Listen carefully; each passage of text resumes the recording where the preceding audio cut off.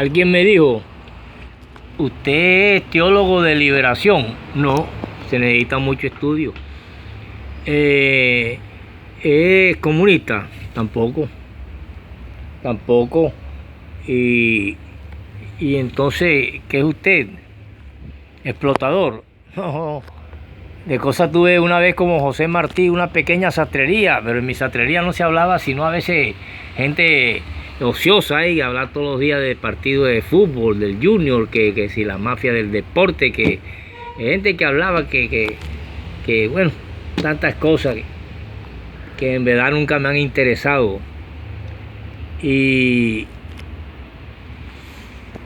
así por el estilo, yo realmente lo que soy, no soy ninguna de las tres primeras, pero sí soy un hombre que me gusta leer y no sé, eso como que es malo aquí en algunos países. A veces me pongo a pensar que soy una persona discapacitada. Dice mi abuela que yo nací mudo. Ella tenía una fonda, se llamaba Dilia Vázquez. Mi tía Nicolásita la ayudó muchas veces en la fonda y llegaba un hombre que amarre en el tigre.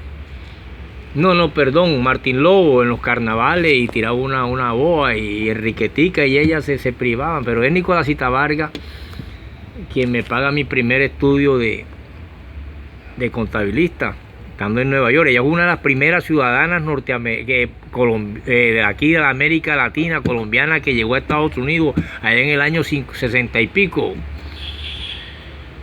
Y es ciudadana americana y salió la familia adelante gracias a ella, a su trabajo en ese país, del cual estamos muy agradecidos, la familia. Ya está toda mi familia. Y Nicolásita Vargas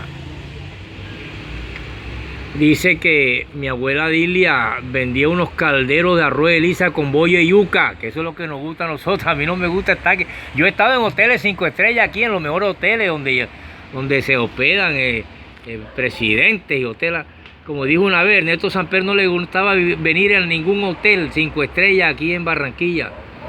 Prefería hospedarse en la casa de mi familiar. Y en la hacienda de Polo Nuevo, de Manfredi Ordóñez Ferreira, que eran amigos, no sé por qué mi familia es así. En alguna familia aquí por parte de mi papá, de Otoniel Ferreira, algunas han sido primeras damas del pueblo, como la filósofa Berenice Ferreira, su esposo Virgilio Morón. Están emparentados con los Acuña, con los Lara, con los Cuellos, bueno, etcétera. Esas son cuestiones de la rama de mi padre Otoniel Ferreira, de descendencia portuguesa, nuestros antepasados, comerciantes. Y entonces a mí, como José Martí, yo me puse una sastrería ahí de medio pelo y bueno, con eso me bandié, pagué mi bachillerato. O sea que nunca he sido un parásito, como muchos piensan. Mi único defecto es que me ha gustado leer, y una periodista dijo que en mi cabeza había más o menos alrededor de 600 libros. Por eso es que yo hablo así. Pero no puedo dejar mi lenguaje. Y de eso que dice esa periodista, que ella calcula, yo realmente eduqué mi ser, mi pensamiento. Yo a veces recuerdo que mi padrino Víctor Giná, quien fue gerente de Cajanal, mi abuela Dilia, en la casa de ellos me llevaba. Y mi padrino me mandaba, decía: Dilia, mándame al niño para acá. Y yo me sentaba en la mesa y ahí llegaban gente del gobierno. Gente, porque él hacía campaña política y mi abuela le hacía campaña política a Víctor Giná, a María Giná. Y me sentaba en la mesa y a veces ahí no tenía nada de raro que hubiera un concejal, que hubiera un alcalde ahí sentado con él. Y me ponía un mantelito aquí y me enseñó a comer con trinche. Pero a mí me gustaba mucho el arroz de lisa de mi abuela Dilia, y ella entonces ellos me daban porque yo era mudo. y me daban con una cuchara, con unas cucharas grandes que para que hablara más adelante. Y todavía yo tartareo como Moisés. Yo soy tartamudo como Moisés, aunque algunos dicen que en el último discurso de Moisés, antes que se quedara en el monte ese donde Dios lo dejé para que no llegara a la tierra prometida, sino que fuera Josué, dicen que Moisés habló, bueno, un largo tiempo, que creo que Jorge Eliezer Gaitán, el más grande orador de Colombia, le quedaba chiquito. No lo comparemos con otros ahí y así por el estilo. Entonces yo no sé, a veces yo como que hablo de más, no sé qué es lo que me pasa, pero me gusta.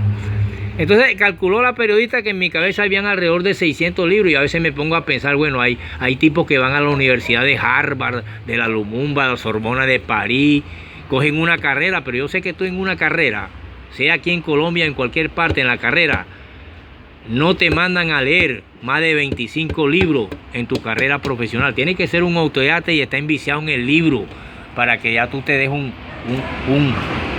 bueno, llegue a leerte tan siquiera 100 y pico de libros o algo así por el estilo. Aquí hay gente que lee bastante. Entonces yo no soy la teoría de liberación ni nada, soy un hombre que miro las cuestiones desde el punto de vista porque me gusta escribir. Ahora recuerdo yo que creo que se hablaba en la carta del presidente que yo encontré, se hablaba como de una secesión del año 1860 y pico. Si mal no recuerdo, el nombre de ese era Abraham Lincoln Johnson, no sé qué, una cuestión así, pero era un presidente, yo no le paré bola, era un niño, era un muchacho todavía, un jovencito de 10 y pico de años, todavía no había sido secretario de un excónsul.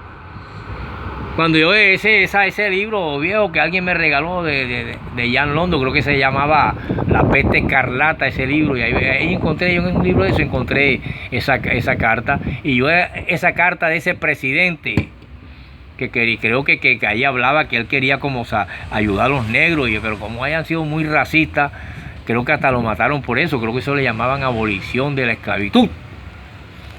Entonces estábamos ante esta cultura. Yo no tenía que ver nada no sabía nada de qué es derecha, ni qué es izquierda, ni qué es política, que siempre supe que era el arte de servir a un pueblo.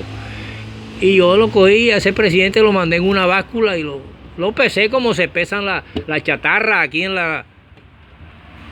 Creo que Onassi alguna vez recogió hueso en la calle, según la leyenda de él, era fue chatarrero también.